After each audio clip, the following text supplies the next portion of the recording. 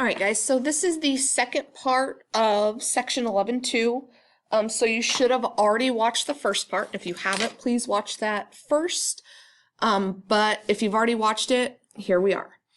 All right, so let's look at example 2b. Okay, so we're still finding area of sectors, and we know the area of sector is going to equal the proportion times the entire area of the circle.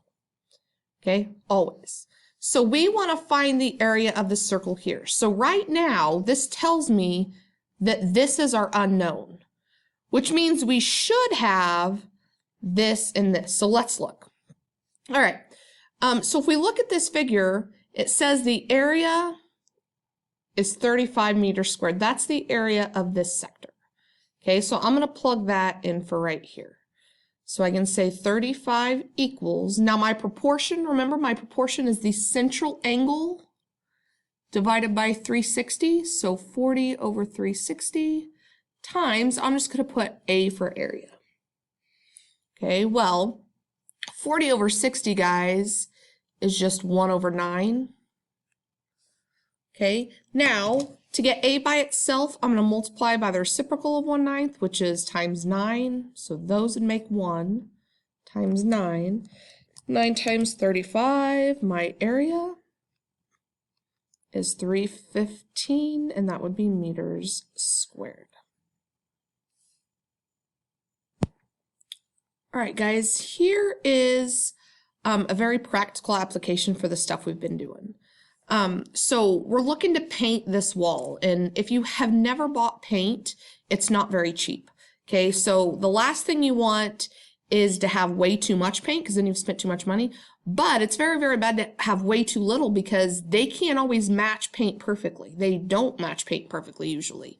So if you have paint and you have a little bitty tiny piece of the wall that's not painted and you have to go get more, there's a good possibility that that piece of the wall might be a little bit different shade than the rest. All right, so we need to paint this wall. But it says a rectangular wall has an entrance cut into it. So as you can see, and it may be kind of blurry on yours, think of this as like an arched doorway. Okay, so here's our entrance cut into it. You want to paint the wall to the nearest square foot. So we want to paint all this, but of course we don't need to paint the doorway. Okay, what is the area of the region we want to paint? All right, so the first thing that we need to do is we need to find the area of this entire thing. Okay, and then we need to subtract the area of this doorway. Okay, so I'm going to do entire wall, and in parentheses, I'm going to have my width doorway. Okay, so the entire wall is a rectangle and just length times width. So this whole thing here, 10 plus 16 is 26. So I can just find the area of that by 26 times 36, which equals 936. Okay, so the whole thing. So if there was no door here, it'd be 936 square feet. Okay, now the doorway. Okay, the doorway is composed of two things. It's composed of this semicircle up top, and then it's composed of this rectangle below. Okay, so let's do the semicircle first. I don't know why not. Okay, so do the semicircle. So if this all the way across is 16, that means the radius is 8. Okay, so the area of a whole circle is pi r squared. Here it's 8. But I only have a half a circle, so I'm going to divide that by 2. Okay, well 8 squared is 64, so 64 pi over 2. 64 over 22 is 32 pi. Okay, so the area of the blue is 32 pi. Now I want to find the area of this rectangle down below. Okay, actually it's a square. Okay, so the purple is 16 by 16, so area 16 by 16, which gives me 256. All right, so now I'm going to subtract what I highlighted in blue and purple from the entire wall. So I could say 936 minus the doorway, which is 32 pi, plus 256. So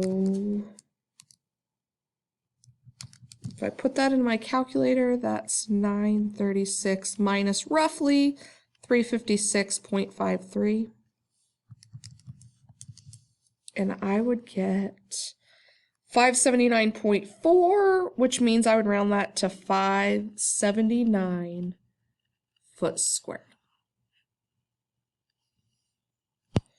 All right, let's do a couple population density problems and then we'll be done with this section. Okay, so once again, population density is how many people usually per square mile. Okay, you could do per city block or whatever, but it's the number of people per a certain part of land. And there is just a formula for population density. It's number of people over the area of land. Okay, so that's all we need to know. So I'm going to write that up here. Population density equals number of people per area of land. And usually when we talk about population density, it'll be like 5,000 people per square mile, or per city block. So I'm going to put here, it's usually people per square mile or mile squared. All right, so let's look at an example. So it says about 430,000 people live in a 5-mile radius of a city's town hall. Find the population density in people per square mile. All right, so population density, let me just say P, equals number of people. Well, guys, it gives us the number of people, 430,000, over the area of land. Well, if we're talking about a 5-mile radius, so if this is here, we're talking about 5 miles this way, or 5 miles this way, or 5 miles this way, or 5 miles this way, 5 miles this way, whatever.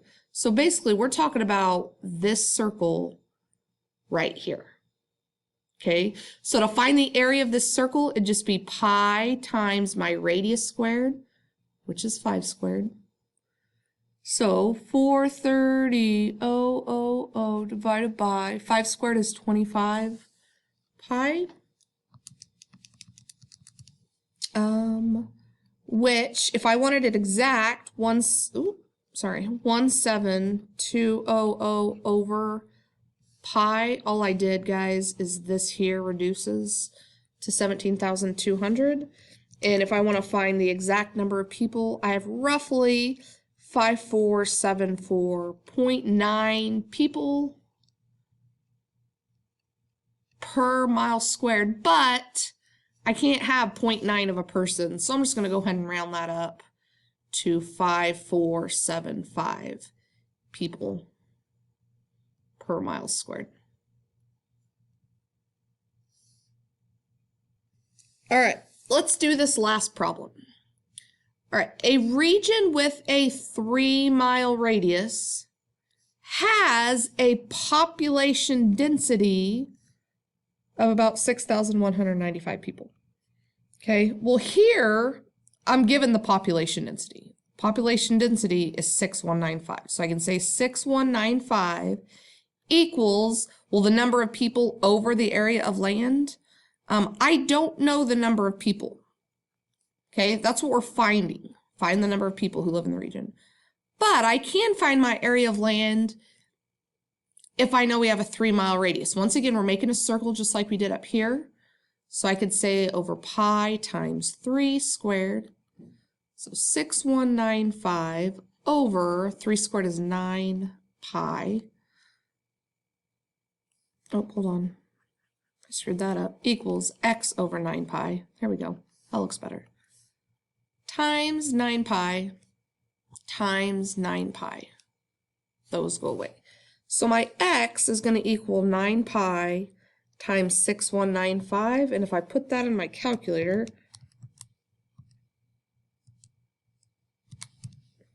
I get number of people is roughly 175,159 people. And therefore, I can't round people, so I have to round to the nearest whole number. Okay, that concludes 11-2. Please let me know if you have any questions.